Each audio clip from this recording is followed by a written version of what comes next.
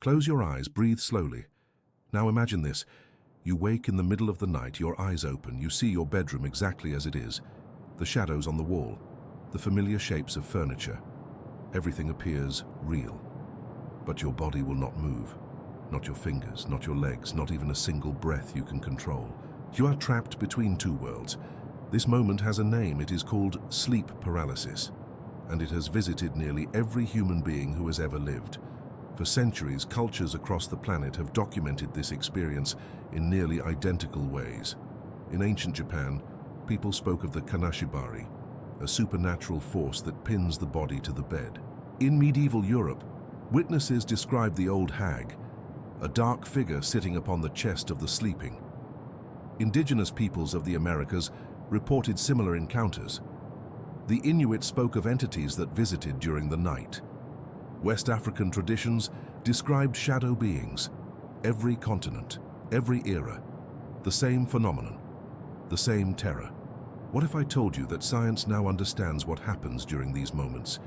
That your brain, caught between sleep and wakefulness, creates something your mind interprets as absolutely real. Not a dream, not imagination, but a presence, a visitor, a being that seems to occupy the space of your bedroom with undeniable physicality. Welcome. Before we explore this invisible universe within your mind, I invite you to subscribe to the Relaxing Science channel. Give this video a like and share your location and the time below. Your response helps us understand where our listeners are and what time of night brings you here. This matters more than you might think. Tonight, we will journey through the neuroscience of sleep paralysis. We will understand why your brain generates these encounters. We will learn how the same biological mechanism that protects you during dreams becomes the architect of your most vivid nightmares. And most importantly, we will discover that what feels like a supernatural visitation is actually a window into the extraordinary complexity of human consciousness. The experience of sleep paralysis is not rare. It is not a sign of illness. It is not a spiritual attack, though many have interpreted it that way. It is a moment when the normal barriers between dreaming and waking dissolve. Your consciousness awakens, your awareness returns, but the mechanisms that normally reconnect your mind to your body have not yet reactivated. You are conscious, you are aware, but you are locked inside yourself. Imagine your body as a house. During normal sleep, you are inside this house with all the doors closed. You dream freely. Your body remains still and safe. But during sleep paralysis, you suddenly wake up inside this house. The doors are still locked. You cannot open them. You cannot call out. You cannot move. And in this state of helplessness, your mind begins to interpret the darkness around you. The human brain is a prediction machine. It is constantly trying to make sense of incoming information. When you wake during sleep paralysis, your sensory systems are partially activated, but your higher cognitive functions are still emerging from sleep. Your brain receives fragmented signals. It receives the darkness of your room. It receives the weight of your paralyzed body. It receives the sensation of pressure on your chest, because during REM sleep, your breathing becomes shallow and your respiratory muscles are partially paralyzed as well.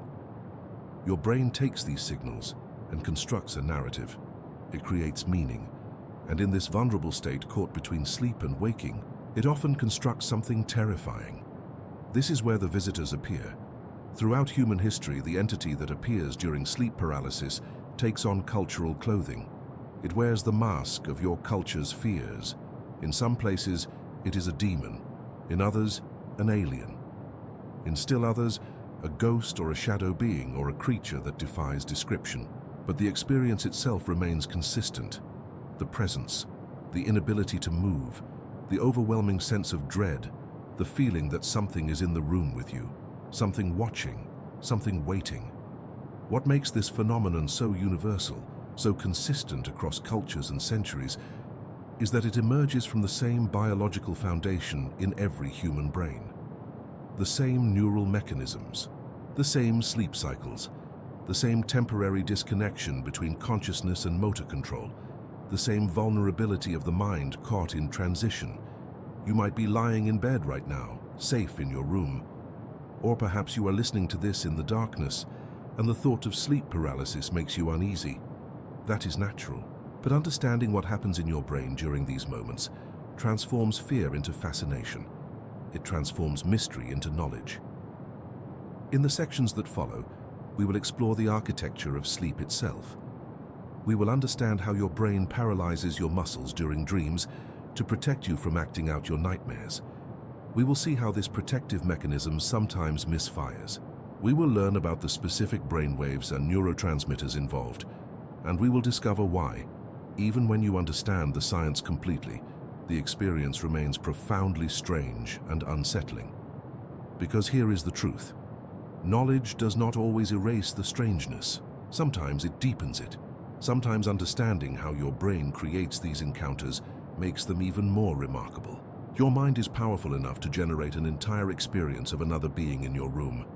Your consciousness is complex enough to create sensations so vivid that they feel indistinguishable from reality. That is not a flaw in your mind. That is evidence of its extraordinary capacity.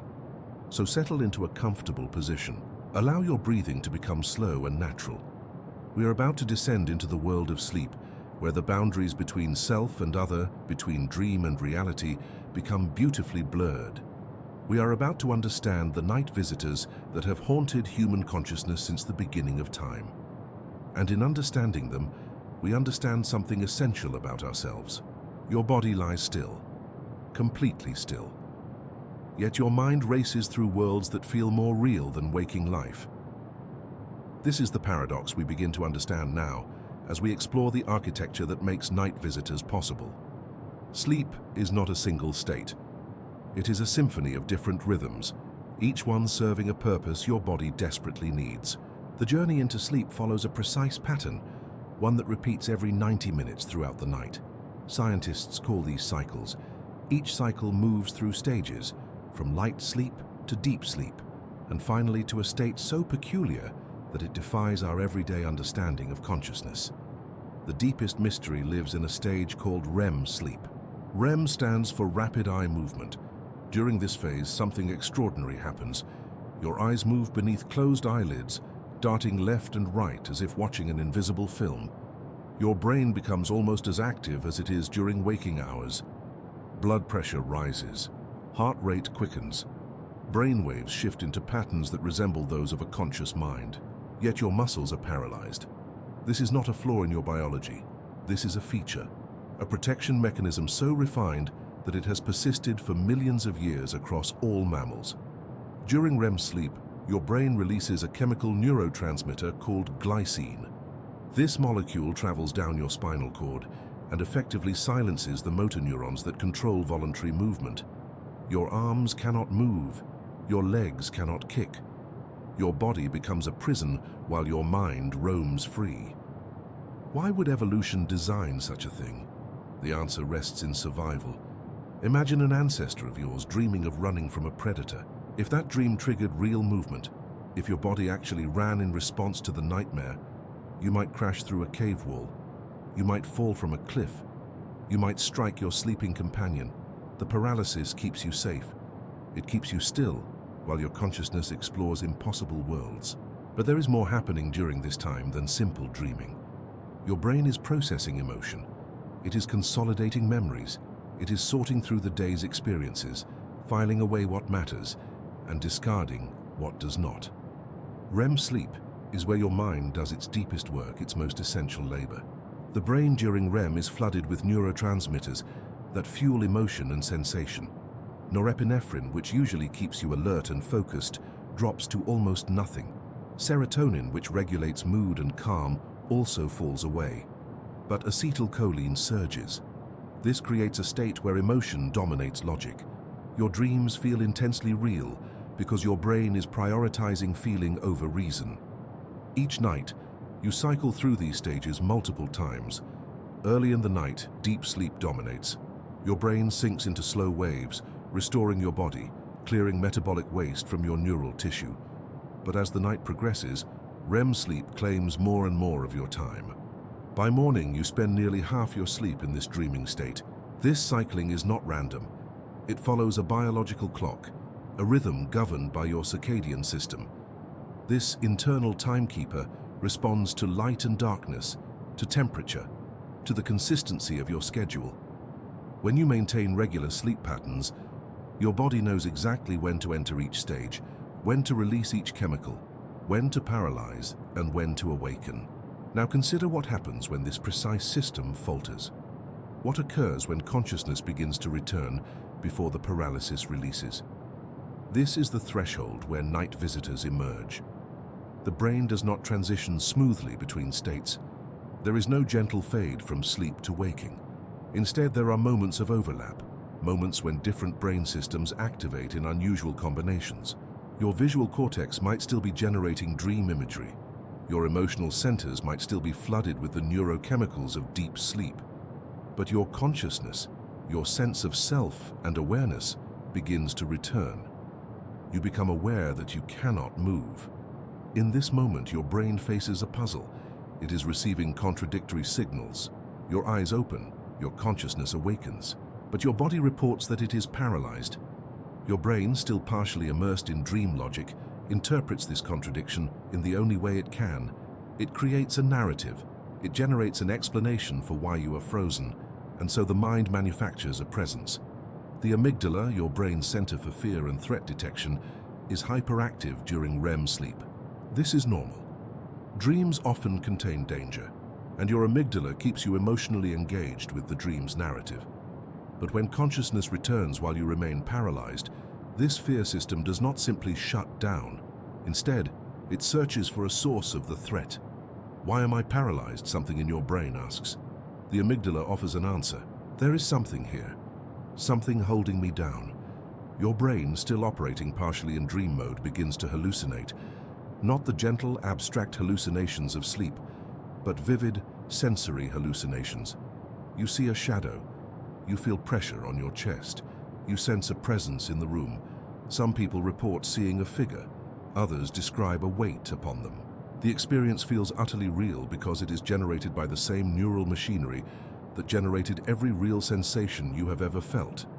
The hallucinations are not random. They follow patterns. Across cultures separated by oceans and centuries, people report similar entities. A figure sitting on the chest, a dark shadow in the corner, a sense of malevolent presence. These are not cultural imports. They are not learned through stories.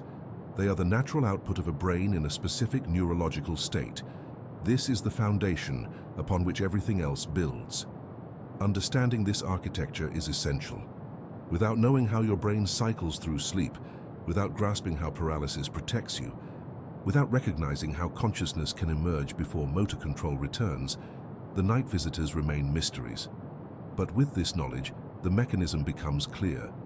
The entities are not external. They are not supernatural. They are the product of a brain caught between states, a consciousness awakening into a body that cannot yet move, a fear system searching for an explanation in the only language it knows. As we move forward, we will explore this moment of rupture more deeply. We will examine the exact neurological instant when the separation occurs. We will understand why this ancient mechanism, so useful for survival, becomes a source of terror when it malfunctions. For now, hold this understanding. Your body's paralysis during sleep is protection. Your brain's hallucinations during the transition are interpretation. And the night visitors are the mind's attempt to make sense of a state that should never be consciously experienced. Your body lies still. Your mind awakens. In this precise moment, something extraordinary happens inside your brain. A rupture between two worlds that will shape everything you experience in the darkness ahead. This is the moment of rupture. It lasts only seconds, yet it feels eternal.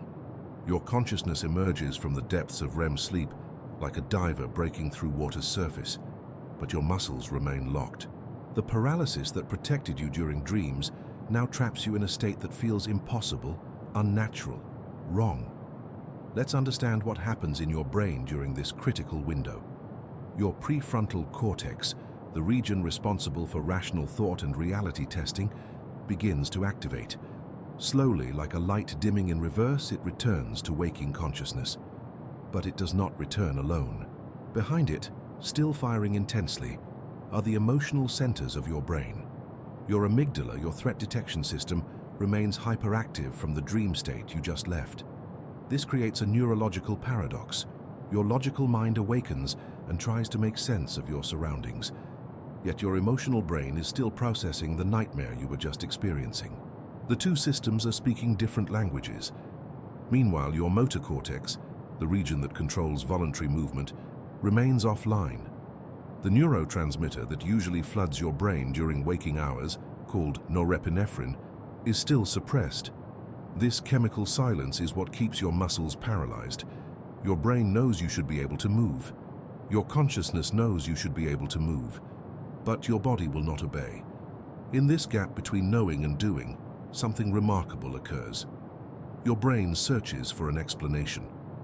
It cannot accept that you are conscious yet immobile.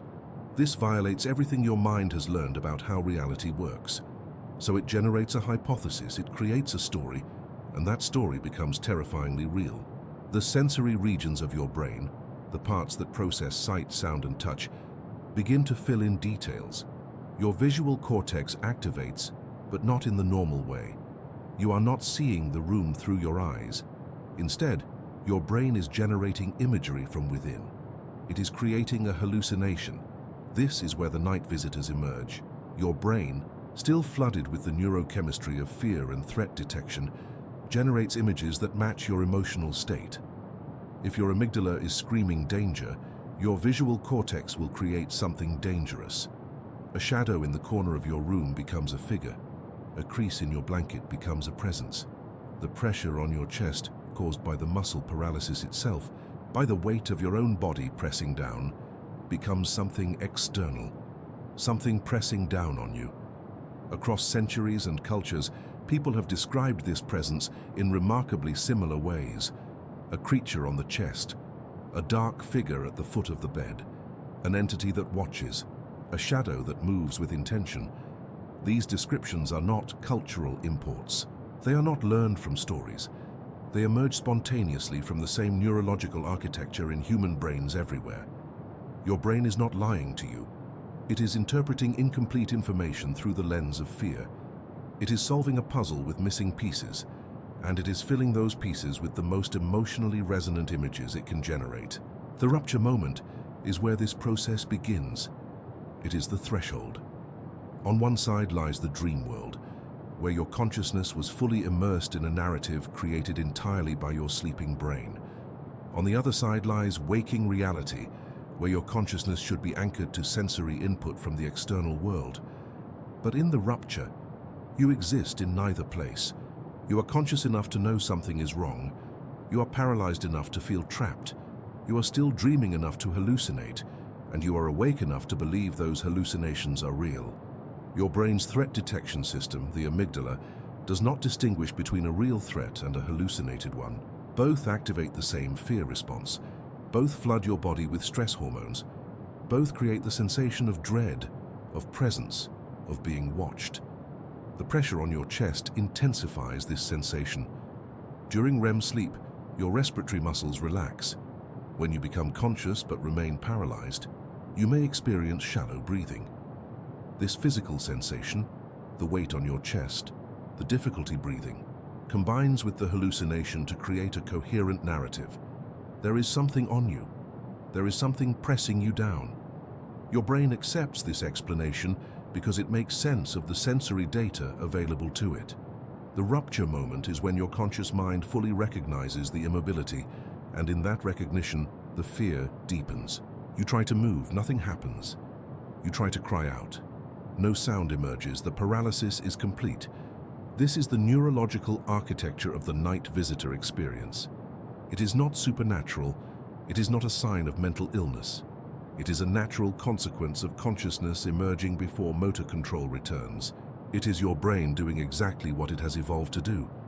Interpret sensory information and generate explanations, even when the information is incomplete. The rupture moment lasts only seconds in clock time, but subjectively it can feel like minutes. Your brain's time perception, altered by the neurochemistry of fear and the absence of normal sensory input, stretches the moment. Seconds become eternities, and in that eternity the night visitors take form. Understanding this moment, This precise neurological rupture is the key to understanding why humans across all cultures have documented encounters with entities during sleep. It is not about ghosts or demons. It is about the extraordinary complexity of human consciousness and the remarkable ways your brain generates meaning from chaos. Your mind is more powerful than you realize. In the rupture moment, it creates entire worlds, it generates presences. It convinces you of realities that exist only in the space between sleep and waking. This is the foundation upon which we will now build our understanding of how these visions take shape. Your eyes open in darkness. The room is familiar, yet everything feels wrong. A shape moves at the edge of your vision. You try to turn your head, but nothing responds.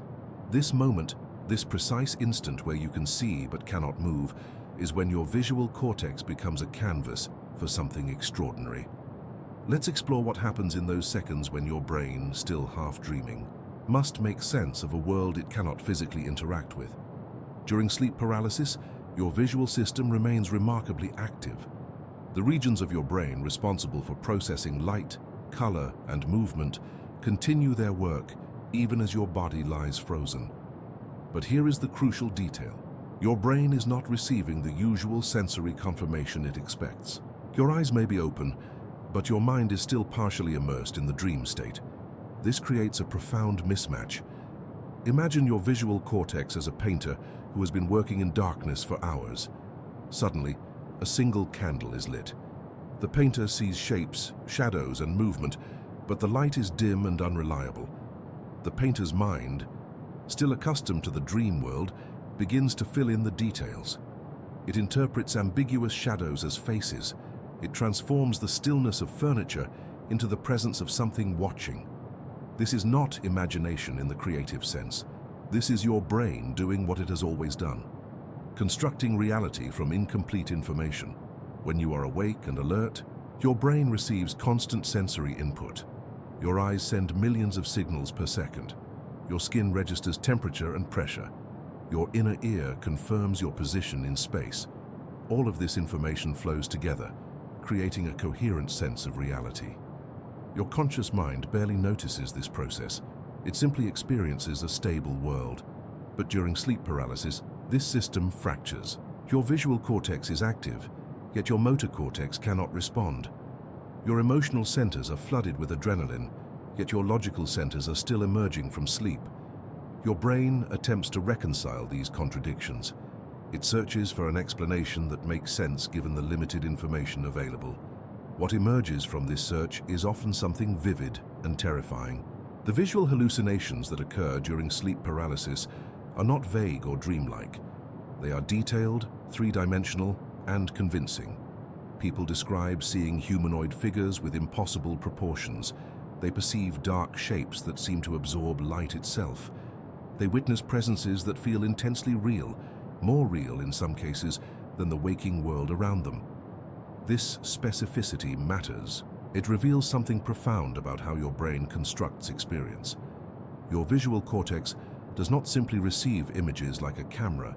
It actively predicts what it expects to see based on past experience, current context, and emotional state. During sleep paralysis, your brain is flooded with fear signals. Your amygdala, the brain's alarm system, is screaming that something is wrong. In this heightened state, your visual cortex generates predictions that match this emotional reality. It predicts threat. It predicts presence. It predicts something that should not be there. These predictions become so vivid, so neurologically real, that they override the actual sensory information entering your eyes. You see what your brain expects to see given the circumstances. You see what your fear has prepared you to see. The darkness of your bedroom becomes a canvas. Shadows become entities. The stillness of furniture becomes intention. Your brain, in its desperate attempt to make sense of immobility and fear, creates a coherent narrative. That narrative almost always involves a presence, something watching, something present. Consider the remarkable consistency across cultures. In medieval Europe, people described the Incubus, a dark, demonic figure that sat upon the chest of sleeping victims. In Japan, the phenomenon is called kanashibari, often attributed to a supernatural binding. In West Africa, The night visitor appears as a shadowy being that immobilizes the sleeper. In the Middle East, cultures describe the jinn that visits during the night. The entities differ in cultural detail, yet the core experience remains identical: a dark presence, immobility, overwhelming fear, a sense of being watched or touched. This uniformity across thousands of years and hundreds of cultures cannot be coincidence.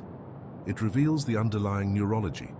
It shows us that the human brain, when caught in this specific state, generates remarkably similar hallucinations, regardless of cultural background or individual expectation. Your visual cortex, when operating under these conditions, tends to create certain types of forms. Dark shapes are easier to generate than bright ones. They require less detailed visual information. Humanoid figures are preferred because your brain is exquisitely tuned to recognize human forms. This is an evolutionary adaptation.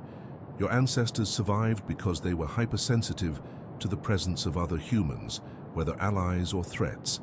During sleep paralysis, this ancient system activates in overdrive. Your brain generates the form most likely to trigger recognition and fear: a human shape but wrong, dark, distorted, intentional. The visual hallucinations of sleep paralysis are not random neural noise.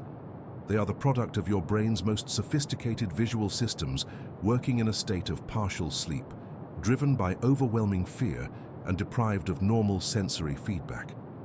The result is a hallucination so vivid and convincing that it has shaped human culture for millennia. People have built religions around these visions. They have created protective rituals. They have passed down stories through generations, each retelling adding detail and confirmation. All of this emerged from a neurological event that lasts only seconds or minutes, yet feels eternal to the person experiencing it. Your visual cortex is not malfunctioning during sleep paralysis. It is functioning exactly as it has been designed to function. It is simply operating under extraordinary circumstances with incomplete information in a state of profound fear while disconnected from the body's feedback systems. The result is one of the most convincing hallucinations the human brain can generate. As you lie in darkness listening to these words, consider how your own visual system works. Consider how much of what you perceive is actually being constructed by your brain rather than simply received from the world. Consider how much of your reality is prediction rather than sensation. This understanding transforms how we think about the night visitors. They are not external entities. They are not supernatural forces. They are expressions of your brain's extraordinary power to create vivid, convincing experiences from the raw materials of fear, partial sleep, and sensory deprivation. They are, in essence, a window into the creative power of your own mind. Across every continent, across centuries, the same entity appears, not a demon specific to one culture, not a ghost bound to a single tradition, a shadow, a presence, a figure that stands in doorways, sits on chests, watches from corners of rooms that suddenly feel impossibly small. The Incubus of medieval Europe, the Pinyin of Japan, the Baktak of Persian folklore, the Old Hag of Caribbean islands, the Mare of Germanic tribes. Different names, different languages, different centuries, yet the descriptions align with uncanny precision: dark, humanoid, silent, watching. This is not coincidence. This is neuroscience speaking in the language of culture. Your brain, we discovered, does not simply receive information, it predicts it. Every moment, your sensory cortex is generating expectations about what should exist in your environment. When you see a shadowy corner, your brain does not wait passively for light to reveal what is there. It guesses. It fills in the blanks based on evolutionary memory, on fear, on the patterns your ancestors survived by recognizing. During sleep paralysis, this predictive machinery goes into overdrive. Your visual cortex is active. Your eyes may be open or half open. Light enters. But the information is fragmented, incomplete, distorted by the neurochemical state of REM sleep. Your brain receives edges, shadows, vague shapes. The absence of detail becomes a canvas, and fear paints on that canvas. The amygdala, your brain's alarm system, is hyperactive during these episodes. It detects immobility. It interprets paralysis as danger. It floods your consciousness with the chemical signature of threat. In this state, Your predictive cortex does not generate neutral interpretations of ambiguous visual input. It generates threat. It generates the shape most likely to explain why you cannot move. A presence, an entity, something other. The human brain evolved to recognize human forms with extraordinary sensitivity. We call this the biological motion detector. Your visual system can identify a person from a handful of moving dots in darkness. It can recognize intention, emotion, threat from the slightest postural cues. This sensitivity kept your ancestors alive. A shadow that might be a predator, a silhouette that might be a rival. The brain that hesitated was the brain that did not survive. But during sleep paralysis, this exquisite sensitivity becomes a liability. Your brain sees a dark shape, incomplete visual information, ambiguous edges. And because you are terrified, because your body will not respond, because your amygdala is screaming that something is wrong, your predictive cortex generates the most evolutionarily relevant interpretation. Another being, a conscious entity, a presence with intention. The darkness itself becomes a feature, not a limitation. A humanoid figure emerging from shadow feels more real, more present, more intentional than a clearly lit room. Darkness suggests concealment. Concealment suggests agency. Agency suggests threat. This is why the shadow figures across cultures are so remarkably similar. Not because they are real entities communicating across the world, but because they emerge from the same neural architecture, the same evolutionary imperatives, the same predictive machinery that all human brains share. A Japanese person experiencing sleep paralysis does not hallucinate a pinyin because they have read folklore. They hallucinate a dark figure because their visual cortex, their amygdala, their predictive systems are all generating the same solution to the same neurological problem. The folklore comes later. The brain generates the experience. Culture provides the narrative framework. The shadow is universal because the brain is universal, but the shadow is not static. It moves, it leans, it watches. And this is where another layer of neuroscience emerges. Your brain's motor cortex is paralyzed, but your vestibular system, the mechanism that tracks your body's position and movement in space, is still partially active. Your proprioceptive awareness, the sense of where your body is, becomes distorted. You feel displaced. You feel as though something external is present in your personal space. The brain interprets this distortion as movement, as presence, as approach. The figure moves because your sense of spatial awareness is fragmenting. The figure leans because your balance system is misfiring. The figure watches because your brain is generating intentionality to explain the overwhelming sense of being observed, of being vulnerable, of being exposed. Every detail of the hallucination is generated from the conflict between your active consciousness and your paralyzed body. The shadow is not invading your room. Your brain is constructing a presence from its own neurological state. This understanding shifts everything. The night visitors are not external. They are not supernatural. They are the most intimate expression of how your brain constructs reality when the normal rules of consciousness break down. They are you, or rather, they are your brain's attempt to make sense of itself. In cultures worldwide, people have reported these encounters with profound conviction. They have described beings that feel more real than waking reality, entities that seem to possess knowledge, intention, presence. And all of these experiences emerge from the same neurological source, a brain caught between states, generating meaning from fragmentation, predicting threat from ambiguity. The universality of these encounters reveals something deeper than folklore or cultural transmission. It reveals the fundamental architecture of human consciousness. It shows us that the mind does not passively receive the world. It actively generates it. It predicts it.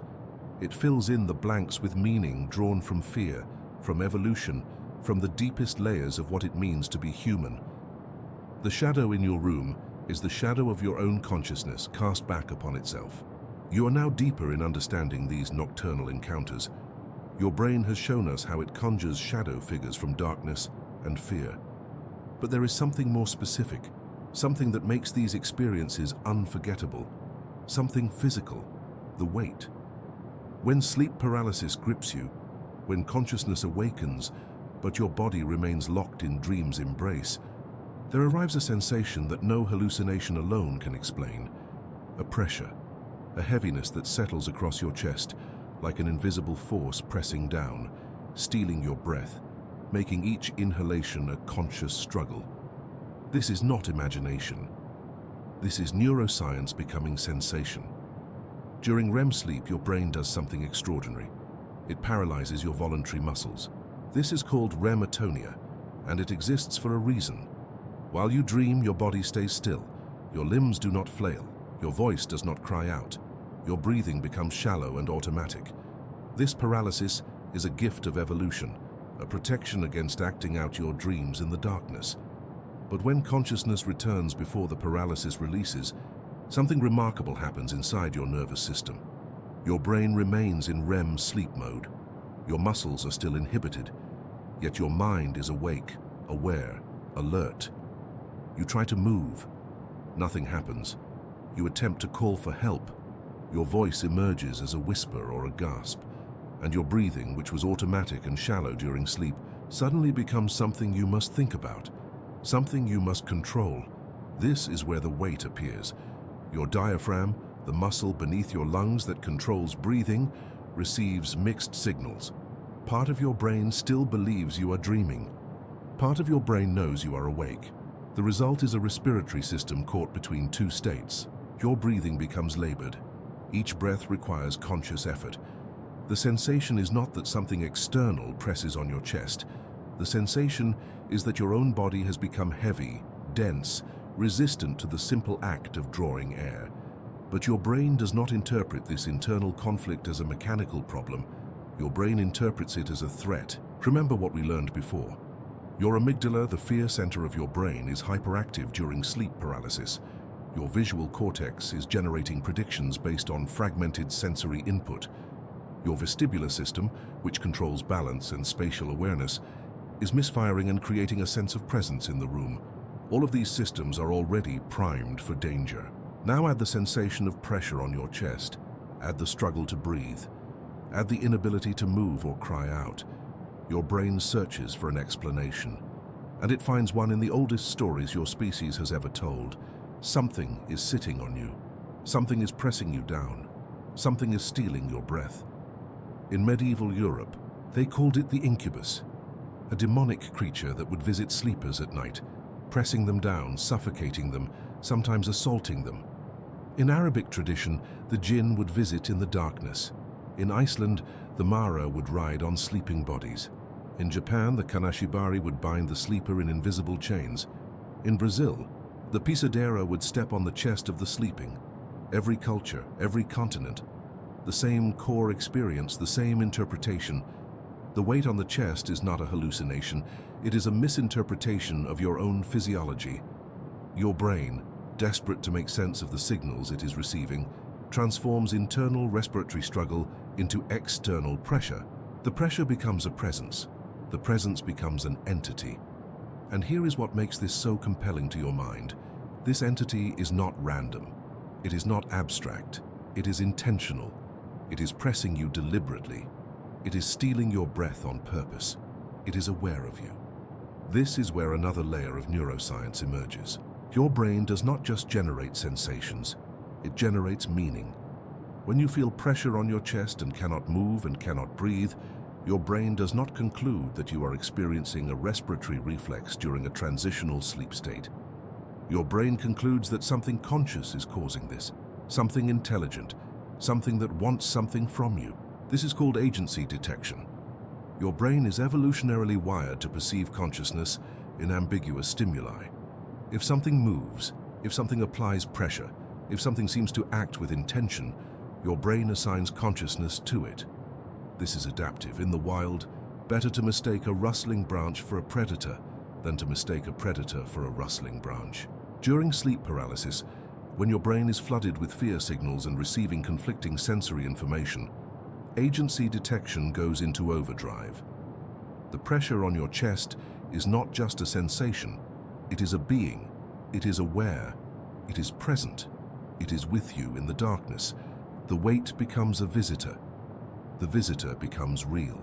What is remarkable is that this same neurological process happens across all human brains. The respiratory struggle during REM atonia is universal. The amygdala's response to immobility is universal. The brain's tendency to assign consciousness to ambiguous threats is universal.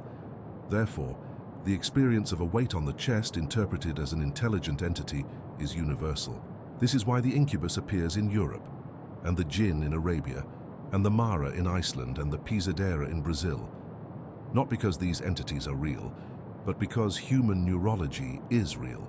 And human neurology, when placed in the specific state of sleep paralysis, generates the same experience across every culture, every climate, every era. The weight you feel is your own body becoming strange to you. The pressure is your own breathing becoming conscious. The entity is your own brain's attempt to make sense of a state it was never designed to experience while awake. And yet, knowing this does not diminish the experience. If anything, it deepens it. Your brain is so powerful, so creative, so committed to constructing meaning from sensation that it can generate an entire presence from nothing but internal signals and fear. The night visitor is not coming from outside. The night visitor is coming from within.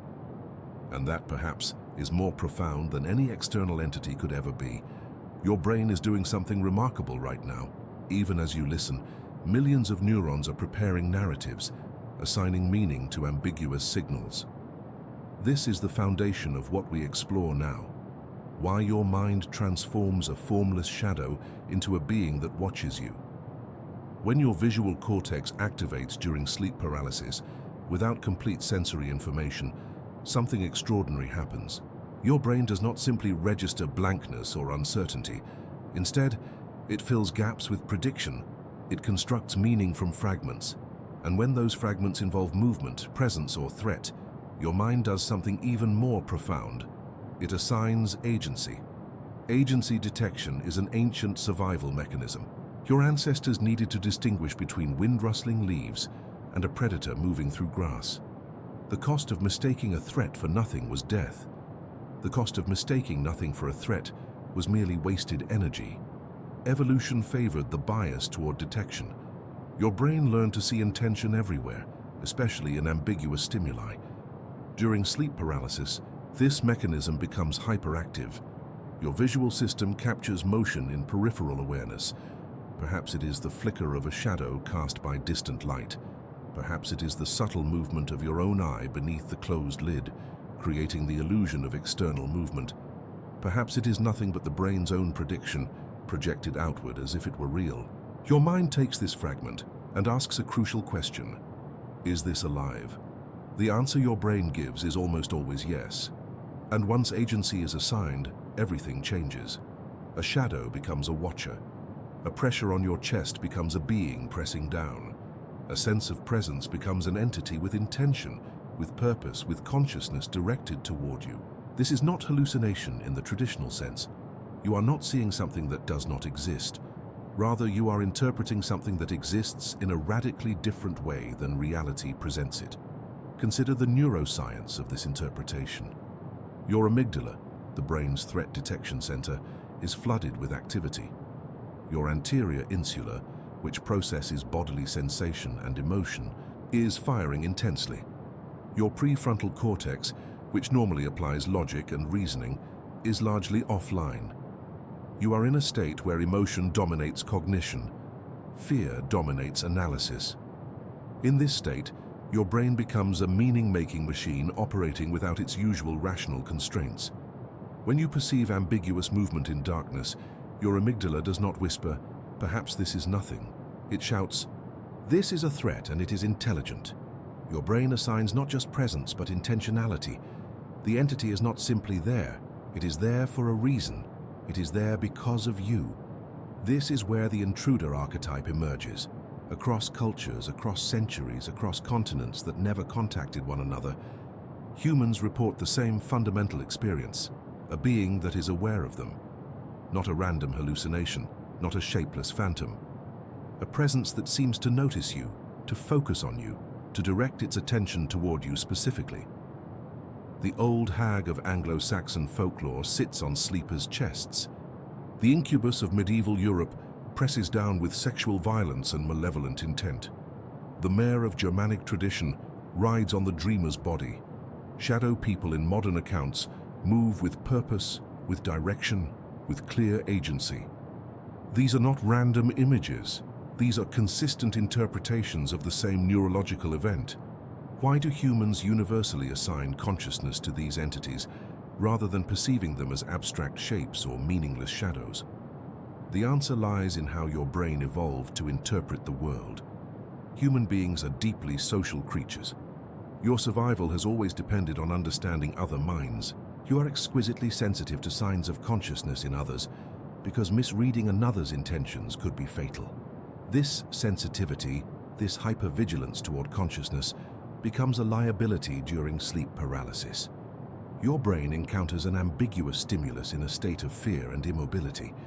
It asks the question that has kept humans alive for millennia. Is this conscious? Is this intentional? Is this a threat with a mind behind it? Your brain answers yes. And once that answer is given, your entire experience shifts. The pressure on your chest is no longer a simple physical sensation. It becomes an attack. The shadow in the corner is no longer a visual artifact. It becomes a watcher. The sense of presence is no longer a neurological quirk. It becomes an encounter with another being. This is the power of agency detection. It is so fundamental to human cognition that your brain will assign consciousness to almost anything that moves, that seems to act, that appears to respond to your presence. In normal waking life, this mechanism serves you well. It helps you recognize other people, other animals, other minds. It allows you to navigate a social world. But during sleep paralysis, when your brain is flooded with fear and your sensory input is fragmented and unreliable, this same mechanism becomes a source of terror. Your mind creates not just a hallucination, but an encounter. Not just an image, but an entity. Not just a presence, but a being with intentions, with awareness, with the capacity to notice you. The intruder archetype is therefore not a supernatural phenomenon. It is a neurological one. It is your brain's interpretation of fragmented sensory information, filtered through a fear-dominated state, and processed by cognitive mechanisms that are exquisitely tuned to detect consciousness in others. This understanding does not diminish the experience. It does not make it less real in the way you experience it. Your terror is genuine. Your sense of presence is genuine.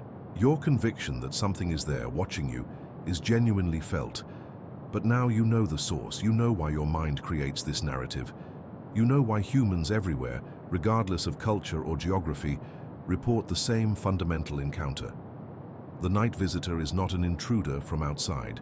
It is a creation from within.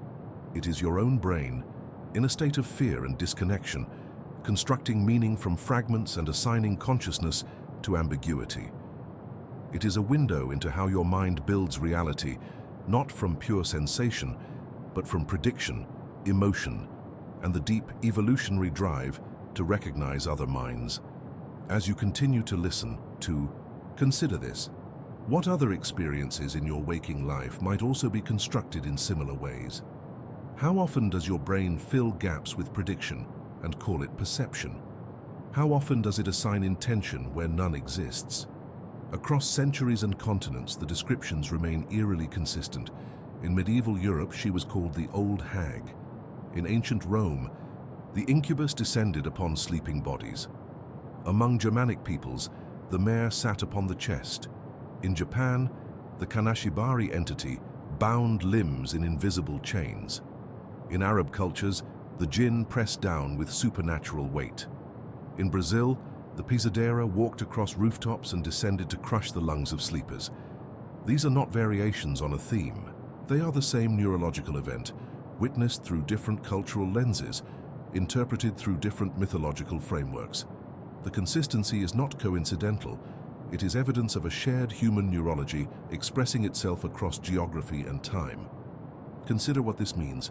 A person in 1600s England and a person in contemporary Tokyo experience the same neural cascade. The same brain regions activate. The same neurotransmitters flood the system. The same distortions of sensory input occur.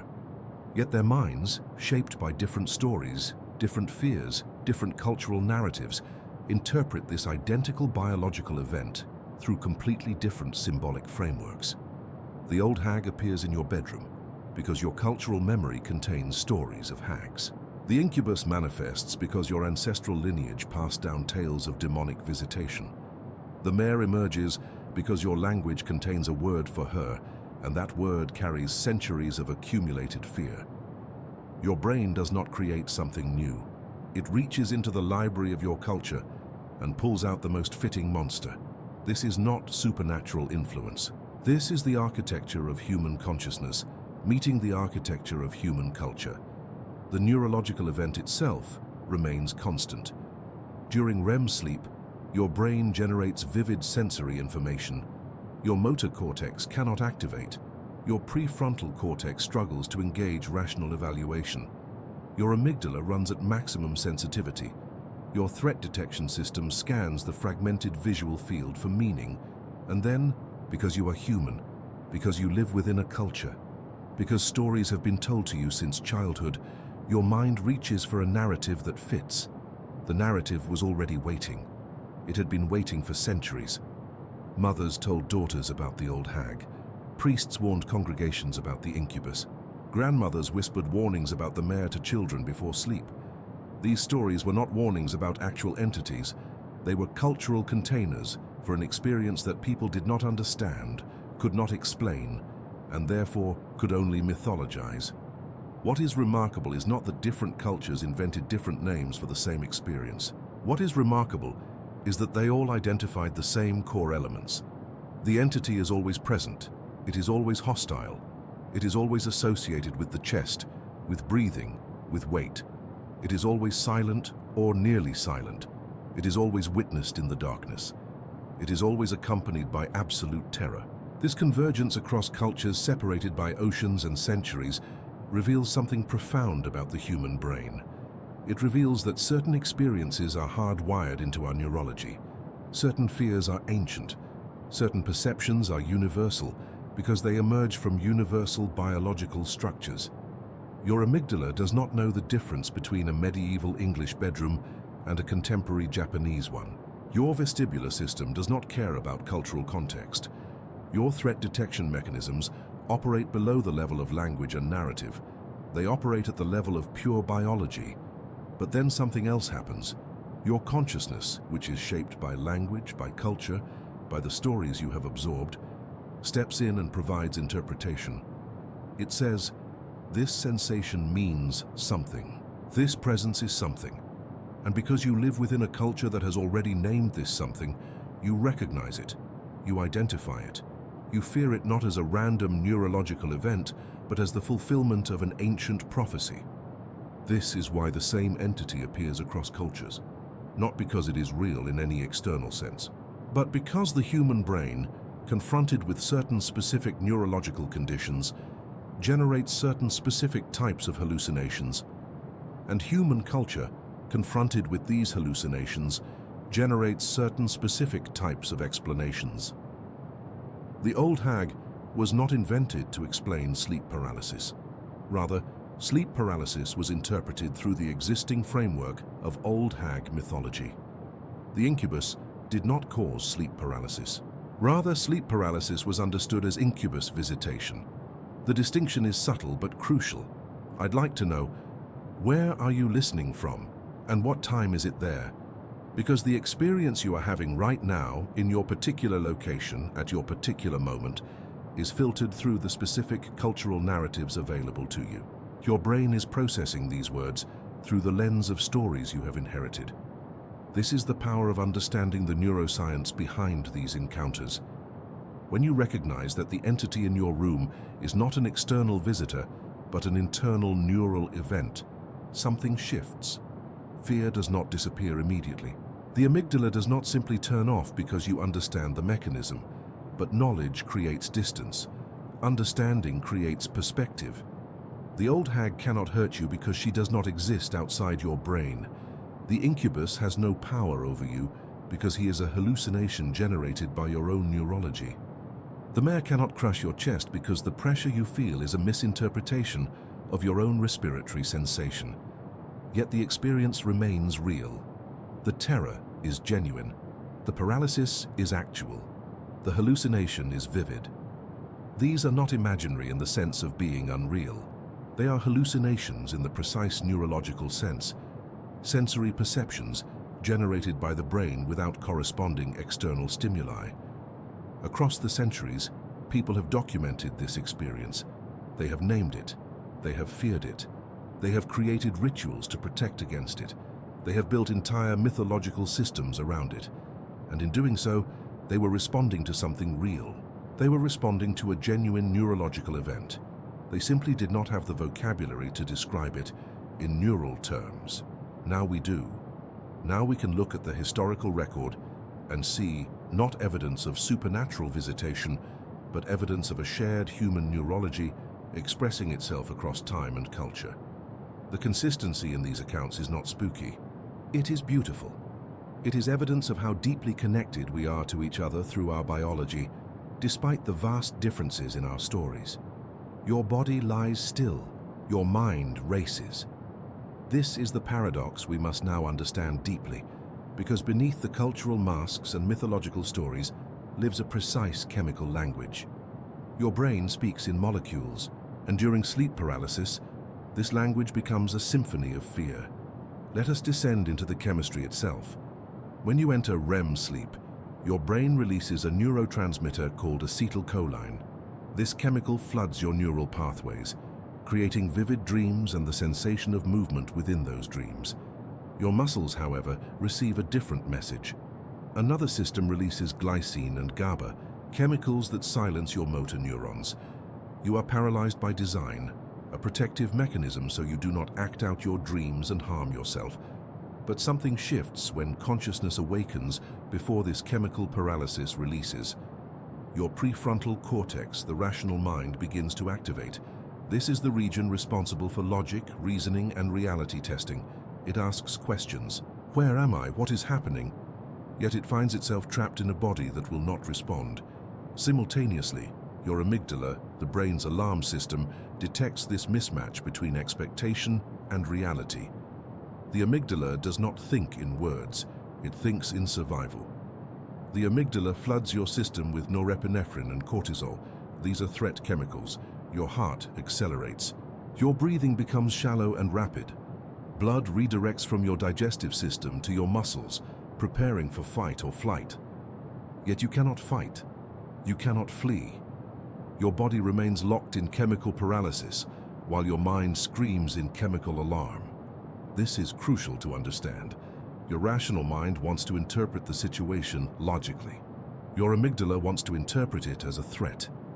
These two systems are in direct conflict, and the amygdala is winning because fear chemicals override rational chemicals during acute threat perception. Now, here is where the hallucinations emerge with terrible clarity. Your visual cortex, still partially in dream mode, continues to generate images. But these images are no longer constrained by the narrative logic of dreams. They are fragments, pieces, shadows. Your brain, desperate to make sense of these fragments while flooded with threat chemicals, begins to construct meaning. It assigns agency. It creates presence. The pressure on your chest caused by the respiratory struggle we discussed earlier becomes a weight with intention, a weight that presses downward with purpose. Your brain asks a question it has asked for millions of years. Is this thing alive? Does it want something from me? The answer, chemically speaking, is yes. Not because the entity exists, but because your threat detection system is operating at maximum sensitivity. Serotonin levels plummet during this state. Serotonin is the chemical of calm, of perspective, of safety. Without it, everything appears dangerous. Every shadow becomes a predator. Every sound becomes a warning. Consider the role of dopamine as well. This neurotransmitter is involved in reward and motivation, but also in the formation of beliefs. During sleep paralysis, dopamine dysregulation can intensify the conviction that what you are experiencing is real. Your brain is not simply hallucinating. It is hallucinating with absolute certainty. The chemicals that normally allow you to question your perceptions are suppressed. The prefrontal cortex, meanwhile, is struggling to function. It is like a manager trying to run a business while the fire alarm is blaring. The amygdala's chemical signals are so loud, so urgent, that rational thought becomes nearly impossible. You know, somewhere deep in your mind, that you are in bed. But this knowledge feels distant, theoretical, irrelevant compared to the immediate chemical reality of danger. This is why people who experience sleep paralysis often report a sense of absolute terror rather than confusion. Terror is not a thought. It is a chemical state. It is norepinephrine and cortisol and adrenaline speaking in a language older than language itself. The hallucinations take shape according to this chemical landscape. If your threat system is focused on pressure, you perceive weight. If it is focused on presence, you perceive a figure. If it is focused on suffocation, you perceive a hand at your throat. The entity is not invented by your imagination in the creative sense. It is constructed by your survival instinct in the chemical sense. Different cultures describe the same entity because they are all describing the same chemical state. The Old Hag sits on your chest because pressure on the chest is a universal symptom. The Incubus takes a sexual form in some cultures because sexual paralysis is part of the experience. The Mare in Germanic traditions is a female figure because the brain assigns gender to ambiguous presences as a way of categorizing threat. Yet here is the profound insight. None of these chemical processes are malfunctioning. Your amygdala is doing exactly what it evolved to do. Your threat detection system is working perfectly. You are lying in bed paralyzed, unable to move or speak, with your heart racing and your breath shallow. From a survival perspective, this is an emergency. Your brain responds accordingly. The chemistry of fear during sleep paralysis is not a bug in the system, it is a feature. It is your nervous system taking the situation seriously, even though the threat is internal rather than external. The entity you perceive is not a failure of perception. It is the logical output of a brain operating under extreme chemical stress, trying to assign meaning to a situation that defies normal categories. As we move forward in understanding this experience, we must hold this chemical truth gently in our minds. You are not crazy. You are not visited by demons. You are simply a human nervous system responding with perfect precision to an unusual state of consciousness. Your chemistry is ancient. Your fear is real. Your entity is a translation of that fear into form. The boundary between hallucination and reality becomes blurred, not because your mind is weak, but because your survival chemicals are strong. This is the next layer of understanding we must explore. How does your brain normally distinguish between what is real and what is imagined? And why does this distinction collapse so completely during sleep paralysis? Your mind is awake, your body is stone, yet something moves in the darkness beside you. This is the paradox that haunts sleep paralysis sufferers. You are conscious, aware, thinking clearly, but your perception has fractured into two separate realities operating at the same moment. One is real, one is not, and your brain cannot decide which is which. During normal waking life, your brain performs a constant miracle. It distinguishes between what exists outside you and what exists only in your mind. When you see a cup on your desk, your visual cortex confirms it is real. When you imagine a cup, your memory centers activate without the sensory confirmation. This separation is so automatic that you never think about it. Reality feels obvious. But during sleep paralysis, this elegant system collapses into confusion. Your consciousness returns while your brain is still bathed in dream chemistry.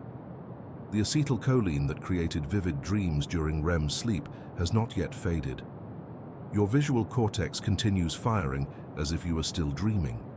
Simultaneously, your sensory systems are beginning to wake up. They are sending real information about your actual bedroom. Your eyes may be partially open. You perceive genuine shadows. You hear actual sounds from your environment. Your brain receives two streams of information at once. One is real. One is imagined. Both feel equally vivid. Both feel equally present. This is where the boundary between dream and waking dissolves. A shadow on your wall becomes a figure. A sound in your house becomes breathing. A pressure in your chest becomes a weight pressing down. Your brain must interpret these mixed signals, and it does what it has always done during dreams. It constructs a narrative. It finds meaning in ambiguity. It creates a story that explains everything you are experiencing. The mechanism that normally protects you has become your enemy.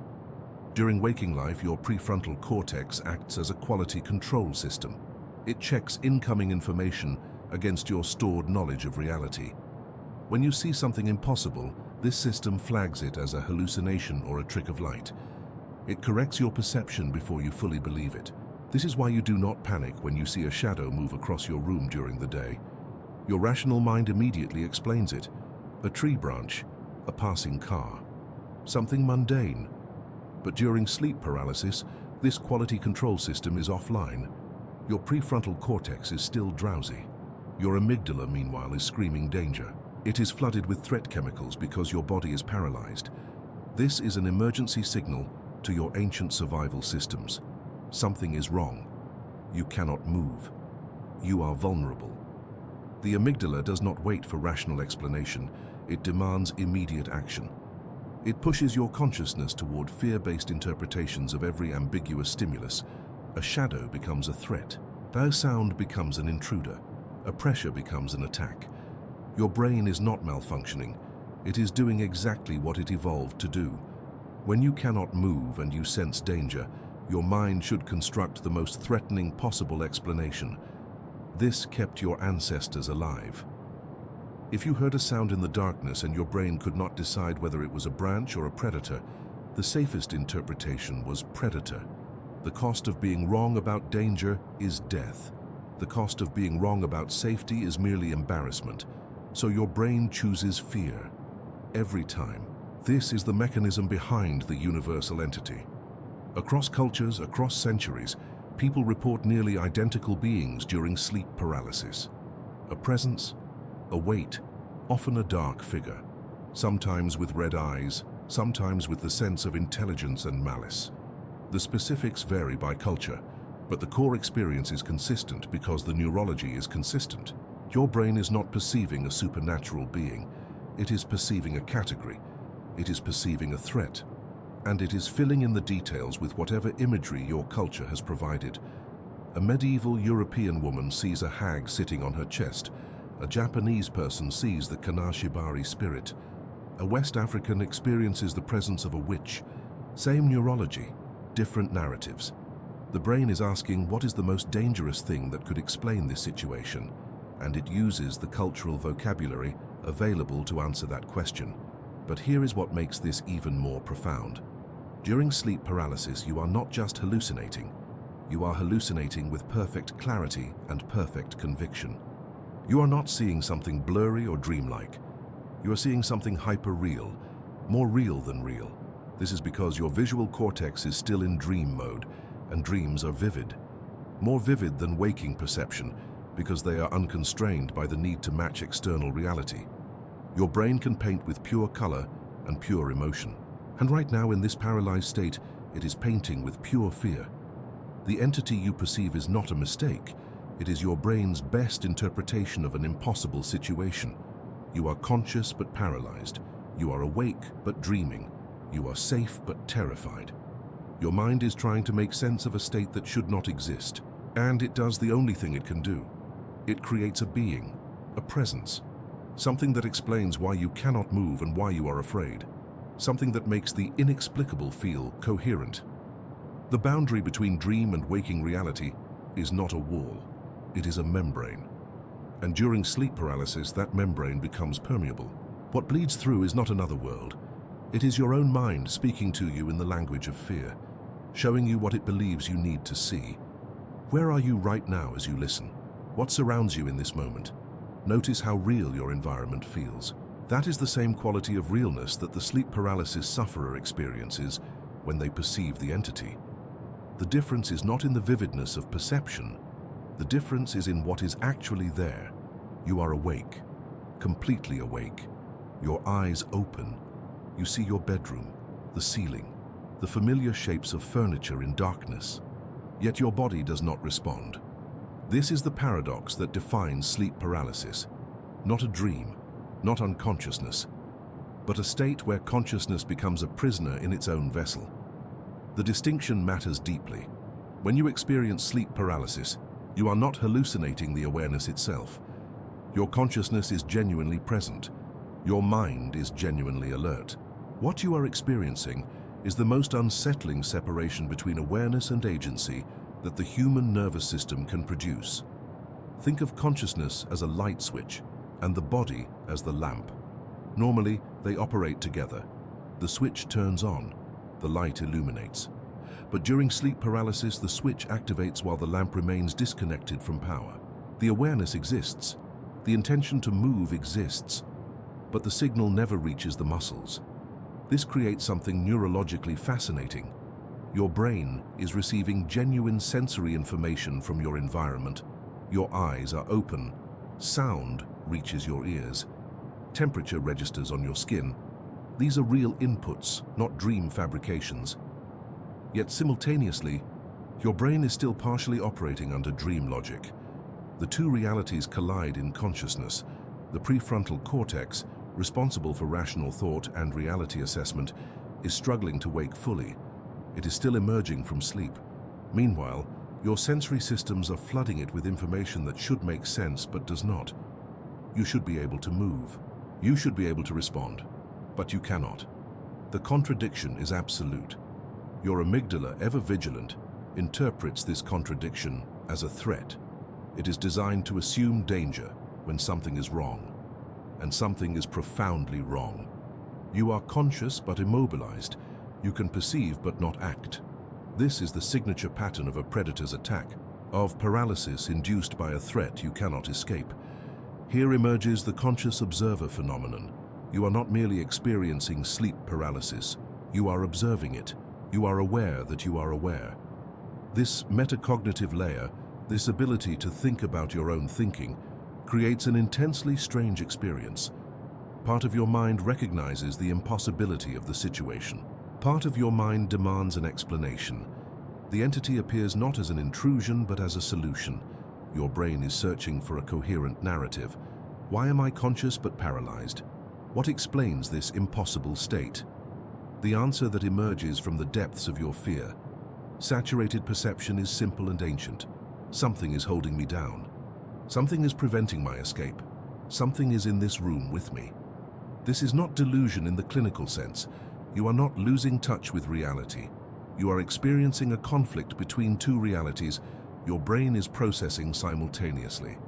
Your rational mind knows you are in your bedroom. Your sensory systems confirm this. But your emotional brain, your survival circuitry, is interpreting the situation through the lens of threat. The conscious observer becomes a witness to their own neurological event. You can feel the weight on your chest. You can see the shadow in the corner. You can sense the presence. These sensations are real. They are generated by your own nervous system, but they are real in the way that pain from a phantom limb is real. The signal is genuine. The interpretation is profound, but the source is internal. What makes this experience so universally terrifying is precisely this quality of conscious observation. You cannot dismiss it as a dream because you know you are awake. You cannot ignore it as imagination because you are experiencing it directly. You are trapped in the position of observer of your own impossible state. The brain, in this moment, is performing an extraordinary feat. It is simultaneously running multiple systems. The visual cortex is processing real light entering your eyes. The auditory system is processing actual sounds. The proprioceptive system is registering your body's position, but the motor cortex is completely offline. The signals to move are blocked. The intention exists. The execution does not. This creates a temporal distortion as well. During sleep paralysis, seconds feel like minutes. Minutes feel like hours. Your conscious mind is hyper-aware, racing through possibilities, searching for explanation, demanding escape. Time perception becomes elastic under this neurological stress. The episode may last only seconds in objective time, but your consciousness experiences an eternity of immobility. The conscious observer becomes increasingly desperate as the episode continues. Your rational mind begins to crack under the pressure. You have tried to move, you cannot. You have tried to cry out, you cannot. Every attempt to regain agency fails. Your consciousness becomes more acute, more desperate, more willing to accept any explanation that makes sense of this sensory chaos. And then, as suddenly as it began, the paralysis releases. Your muscles respond. You can move, you can gasp, you can sit up. The entity vanishes instantly. It was never physical. It was never real in the way that walls and furniture are real. But it was real as an experience, real as a memory, real as something your conscious mind witnessed and survived. The aftermath leaves traces. Your heart is racing. Your breath is shallow. Your consciousness, so recently trapped, is now hypervigilant. You lie awake, replaying the experience, trying to understand what happened. Your rational mind begins to reassert itself. You remember the science. You remember that sleep paralysis is a neurological event, not a supernatural encounter. But the memory of conscious helplessness lingers. This is what makes sleep paralysis so neurologically significant. It is not a malfunction of consciousness. It is not a failure of perception. It is a state where consciousness and perception are fully active, but the integration between them and motor control breaks down completely. You are a conscious observer of your own neurological impossibility. The philosophical implications run deep. What is consciousness without the ability to act? What is awareness without agency? Sleep paralysis forces these questions upon you. Your consciousness persists. Your awareness continues. But your ability to influence the world, to move through it, to escape from it, is completely severed. Your body lies still. Your mind races. But what invites this state into your night? Understanding the triggers transforms fear into awareness. This is where knowledge becomes your shield. Sleep deprivation creates the perfect storm. When you deny your body rest, your brain enters a desperate state. The architecture of sleep becomes fragmented. Rapid eye movement sleep, where dreams live most vividly, begins to intrude into wakefulness. Your consciousness crosses the boundary before your muscles receive permission to follow. A neuroscientist would call this a breakdown in sleep-wake regulation. Your amygdala calls it an emergency. Think of sleep like a river. Normally it flows in one direction, carrying you from wakefulness through distinct stages toward deep rest. Deprivation creates turbulence. The water swirls backward. Dream chemistry spills into conscious awareness while your body remains locked in paralysis. The more nights you skip, the more aggressive your brain's attempt to reclaim lost dream time. This is called REM rebound. Your brain doesn't negotiate, it demands its chemistry back. Stress operates differently but with equal power. When your nervous system remains activated by worry, fear, or emotional overwhelm, your sleep becomes fragmented. Cortisol, the stress hormone, keeps your amygdala hypervigilant even as your body attempts rest. You fall asleep, but your threat detection system never truly powers down. Your brain remains half awake, monitoring for danger. When the paralysis arrives, your amygdala doesn't need much imagination. It's already primed, already searching for threats. The entity doesn't feel like hallucination. It feels like confirmation of what your nervous system has been warning you about all along. Your sleeping position matters more than most realize. When you rest on your back, your airway naturally narrows slightly. Your brain detects this as a mild oxygen shift. Not dangerous, but noticeable. This subtle physiological signal, combined with the dream state, creates a sensation of pressure on the chest. Your conscious mind, still partially dreaming, interprets this pressure as weight, as presence, as something pressing down upon you. The entity takes form not from imagination, but from the honest signal your own body is sending. Your breathing becomes shallow.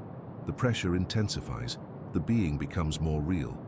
Sleeping on your back also positions your eyes in a way that amplifies visual hallucinations. When REM sleep intrudes into consciousness, your eyes move rapidly beneath closed lids. Your brain interprets this movement as visual information from the environment. Shadows become silhouettes. Shadows become watchers. The geometry of your bedroom, seen through a lens of fear and dream chemistry, reorganizes itself into a presence. Alcohol and certain medications create their own pathways to paralysis. These substances suppress REM sleep initially, then cause a dramatic rebound when they wear off. Your brain, starved of dream time, launches into intense REM episodes. The chemistry is turbulent.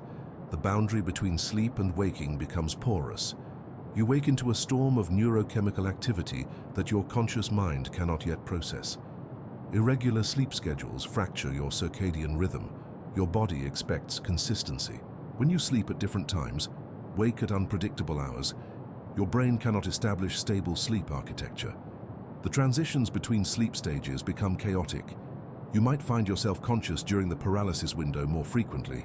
The visitors arrive not because something supernatural is hunting you, but because your own biology is confused about when and how to transition through sleep. Caffeine consumed in late afternoon lingers in your system far longer than most people realize. It blocks adenosine, the chemical that signals sleep need. Your brain remains artificially alert even as your body exhausts. When sleep finally arrives, it arrives abruptly and chaotically.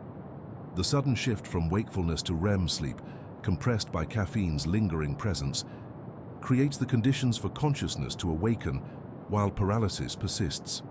Temperature extremes also invite episodes. When your bedroom is too warm, your body struggles to cool itself for sleep. When it's too cold, your muscles tense protectively. Both states disrupt sleep stability.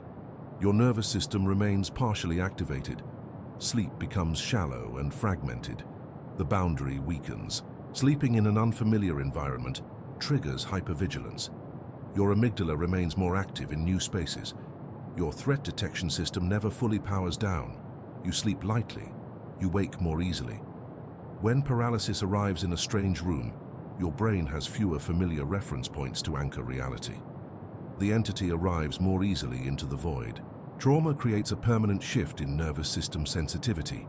If you have experienced fear, loss, or danger, your amygdala remains more reactive. It has learned that threats are real. When sleep paralysis occurs, your amygdala doesn't hesitate. It doesn't question. It responds with the full force of its learned vigilance. The entity feels like the manifestation of every fear your body has ever held. But here is what matters most. Knowing these triggers transforms them. Understanding that sleep deprivation invites the state means you can choose rest.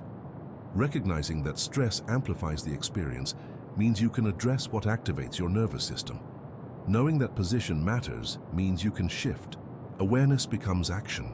Fear becomes information. The visitors do not arrive randomly. They arrive when your biology is vulnerable, when your sleep is disrupted, when your nervous system is activated. They are not supernatural. They are biological. They are predictable. They are preventable. You are not cursed. You are simply experiencing the intersection of deprivation, stress, position, and chemistry. Understanding this intersection is the beginning of reclaiming your night. Now that you understand what creates the conditions for sleep paralysis, something profound shifts. The knowledge itself becomes your first shield. When you recognize that a night visitor is not a supernatural being, but rather your own brain caught between two states, fear transforms into something entirely different: curiosity. This transformation is not merely psychological comfort, it is rooted in how your brain processes threat. The amygdala, that ancient alarm system we discussed, operates on pattern recognition. When it encounters something unfamiliar, it defaults to danger. But when your prefrontal cortex, the thinking, reasoning part of your mind, can offer a coherent explanation, the amygdala listens. It recalibrates. The threat level drops. Imagine standing in a dark room hearing a sound you cannot identify. Your heart races. Your muscles tense. Then someone turns on the light. You see it is only wind moving a curtain. Instantly your body relaxes. The sound has not changed. The darkness has not changed. What changed was your understanding. Your brain received information it could categorize and safety returned. This is exactly what understanding sleep paralysis does for you. The entity at the foot of your bed, the weight on your chest, the shadow in the corner, these sensations remain neurologically real. Your brain is still generating them, but now you know why. You know that your motor cortex is temporarily offline while your sensory cortex remains fully active. You know that your dream chemistry is still flooding your system, creating visions your waking mind interprets as external threats. You know that this state, while terrifying, is not dangerous. This knowledge rewires your response. Neuroscientists call this cognitive reappraisal. It is the brain's ability to reinterpret an experience based on new information. When you lie in that state of paralysis and recognize what is happening, something remarkable occurs. Your prefrontal cortex engages. It begins to narrate the experience differently. Instead of "something is attacking me," your mind can now think "my brain is between sleep and waking." This is a hypnagogic hallucination. I am safe. This shift is not just comforting, it is neurologically active. The moment your prefrontal cortex generates this rational explanation, it sends signals to your amygdala that reduce activation. Your stress hormones begin to normalize, your breathing can steady. The experience becomes less a nightmare and more an observation of your own neurology in action. Many people who understand sleep paralysis report something unexpected. The fear diminishes so much that they begin to observe the experience with fascination rather than terror. Some describe it almost as a privilege, a rare window into the mechanics of consciousness itself. They lie there, fully aware, watching their own brain generate these impossible sensations. The entity becomes less a threat and more a mirror, reflecting the extraordinary complexity of human neurology.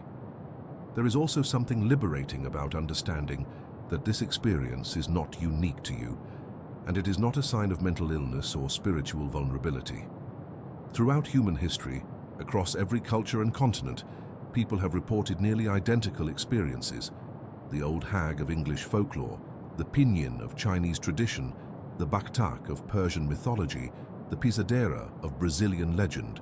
These are not different entities. They are the same neurological phenomenon, interpreted through different cultural lenses. This universal pattern actually provides comfort. It means that millions of people throughout history have experienced exactly what you experience. They survived it. They went on to live full, healthy lives. The experience, while intense, passes. Every episode ends. Your motor control always returns. Your breathing always normalizes. You always wake fully. Understanding this creates a foundation for genuine peace. Not the false peace of denial, pretending the experience is not happening, but the real peace that comes from comprehension. When you understand a phenomenon, it loses its power to dominate your mind. It becomes information to process rather than a crisis to survive. This is why education about sleep paralysis is so effective. Studies show that people who receive clear, scientific explanations of sleep paralysis experience less anxiety about future episodes.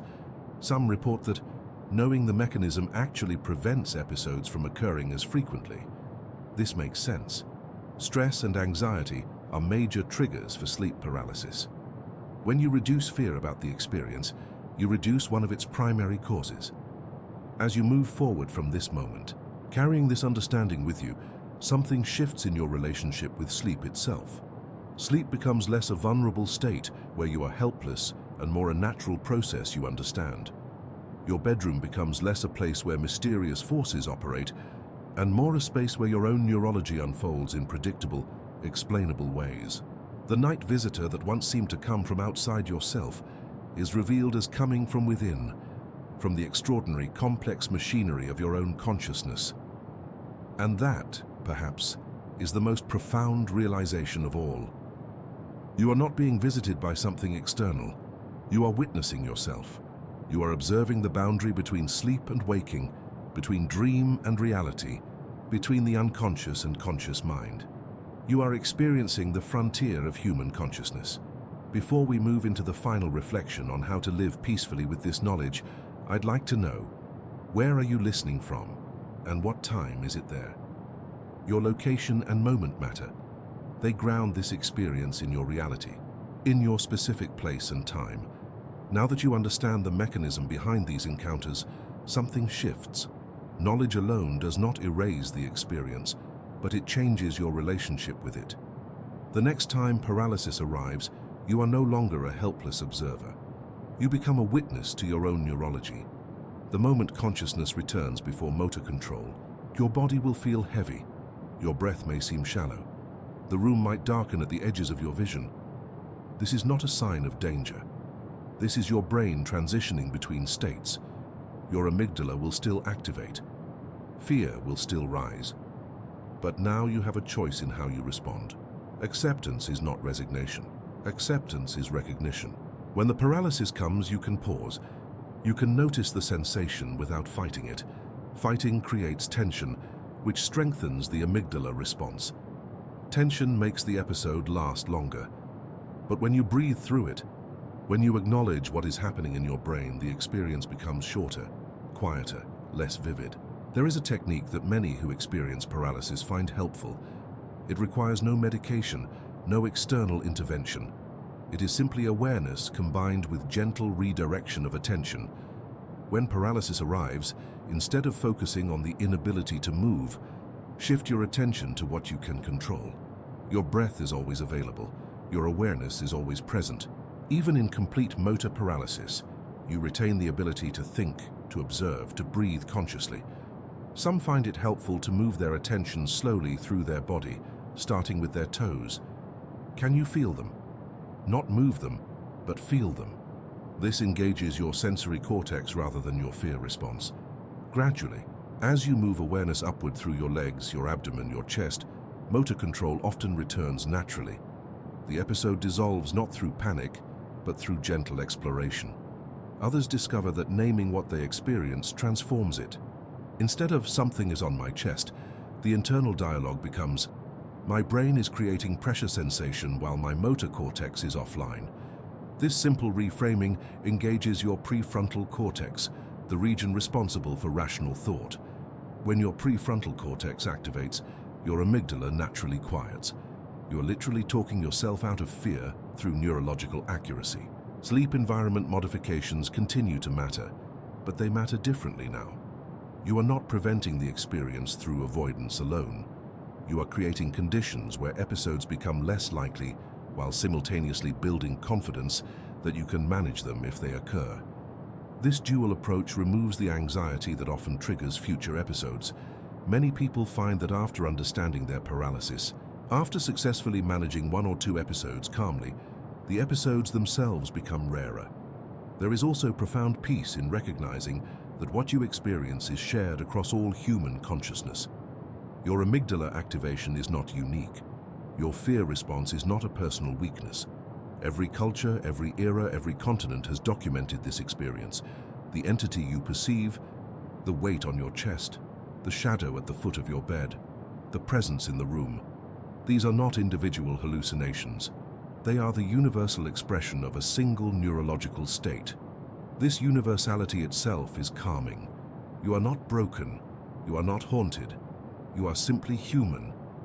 Your brain, in its remarkable complexity, occasionally creates experiences that feel more real than waking life. This capacity for vivid internal experience is the same capacity that allows you to imagine, to create, to dream of better futures. The mechanism that frightens you during paralysis is the mechanism that makes you human. Some discover that they can even observe their own hallucinations with curiosity rather than fear. The shadow becomes interesting. The pressure becomes data. Your own mind becomes a landscape worth exploring rather than a threat to escape. This shift from fear to curiosity is neurologically significant. It changes which brain regions dominate your experience. Curiosity activates your anterior cingulate cortex, your insula, your temporal regions. These areas work with your prefrontal cortex to create understanding. Understanding creates calm. Over time, as you manage episodes successfully, your amygdala becomes less reactive to the paralysis trigger itself. Your brain learns that paralysis does not require a threat response. This is neuroplasticity in action. Your brain rewires itself through repeated calm experiences. Each episode you navigate with awareness, with acceptance, with gentle curiosity, strengthens your brain's ability to remain calm during the next one. It is important to acknowledge that this approach works for most people, but not all people in the same way. Some benefit from professional support. Some find that addressing underlying anxiety or trauma reduces episodes more effectively than any technique. Some discover that medication, when genuinely needed, is not a failure, but a tool. The goal is not to force yourself into a particular response. The goal is to find what creates peace for your specific neurology. There is also value in simply allowing yourself to rest when episodes occur. You do not need to manage them perfectly. You do not need to practice techniques flawlessly. Sometimes the most healing response is to breathe, to wait, to trust that the episode will pass. Your body will return to normal function. Your motor control will restore. This always happens, always. The peace that emerges from this understanding is not the absence of episodes. It is the presence of knowledge. It is the confidence that comes from recognizing your own neurology. It is the calm that arrives when you understand that what terrified you for years is simply your brain doing what brains do, creating meaning, generating sensation, processing the boundary between sleep and waking. This knowledge, this understanding, this acceptance, these are the true gifts of understanding sleep paralysis. Not fear management alone, but genuine peace with the nature of consciousness itself. As we reach the end of this journey through the night, through the corridors of your own mind, something remarkable becomes clear. You have traveled from fear into understanding. You have moved from darkness into light, not the light of answers that erase mystery, but the light of knowledge that transforms how you see the unknown. Science has given us a map. Your brain, during sleep paralysis, exists in a state of profound contradiction. Your consciousness awakens, while your body remains locked in the paralysis of REM sleep. This is not a flaw. This is not a punishment. This is simply how your neurology sometimes behaves when the boundaries between sleeping and waking blur. The entities you encounter, the presences that visit you in those suspended moments, are not less real because we understand their origin. They are real as experiences. They are real as neural events. They are real as moments that shape how you understand yourself. Understanding their mechanism does not diminish their power. It transforms it. Throughout human history, across every continent, in every culture that has ever existed, people have reported the same encounter. The weight on the chest, the shadow at the foot of the bed, the sense of presence, of being watched, of something just beyond perception. This universality is not coincidence. It is evidence that your brain, when faced with this particular state of consciousness, generates similar interpretations. Your amygdala, that ancient part of your mind designed to keep you safe, reads ambiguity as threat. In the darkness of sleep paralysis, it finds threat everywhere. Your hippocampus, responsible for memory and spatial awareness, struggles to place you in a coherent narrative. Your prefrontal cortex, the voice of reason, is quieted by the neurochemistry of REM sleep. In this moment, you are not broken. You are simply experiencing the raw mechanics of consciousness without the usual filters that keep it organized. But here is what matters most. You now know this. You understand the machinery. And understanding changes everything. When you find yourself in that state again, and you may, you will carry with you the knowledge that what you experience is a conversation between different parts of your own mind. The fear that once consumed, you can transform into curiosity. The panic that once gripped your chest can settle into calm observation. Your prefrontal cortex, even in its diminished state during REM sleep, can still whisper to you. It can remind you that you are safe, that you are home, that this will pass. The techniques you have learned are not tricks to escape reality. They are invitations to engage with your own neurology. Conscious breathing activates your parasympathetic nervous system, the calming force that counteracts the alarm your amygdala has raised. Attention redirection is not denial. It is the conscious choice to focus your awareness on what you can control rather than what frightens you. Acceptance is not resignation. It is the profound peace that comes from understanding that this experience, while intense, is not dangerous. And perhaps most importantly, you now know that you are not alone.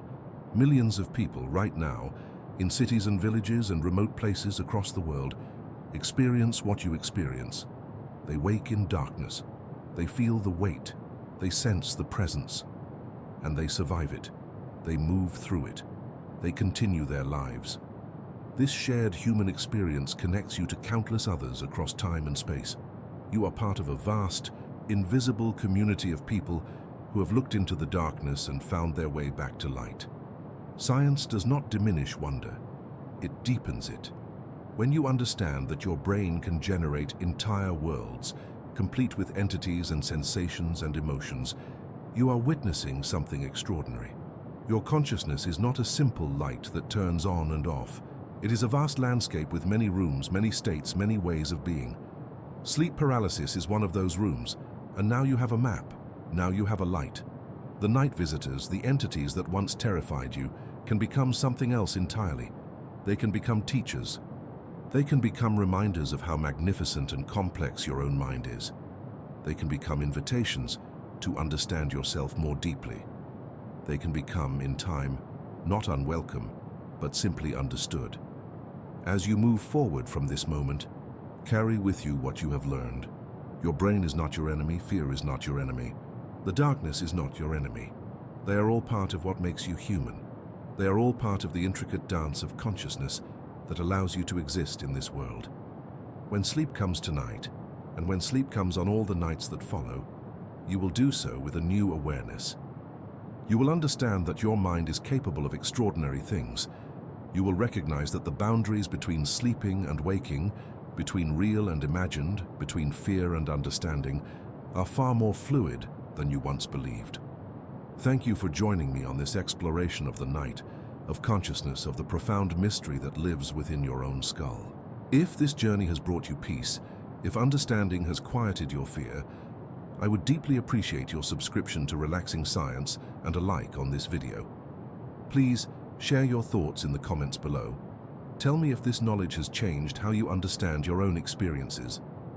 Tell me if you would like to explore more of these beautiful intersections between science and the wonder of human consciousness.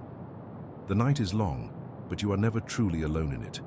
Your brain is with you, working, processing, creating meaning from the chaos of sensation and memory. That is enough. That is beautiful. That is enough.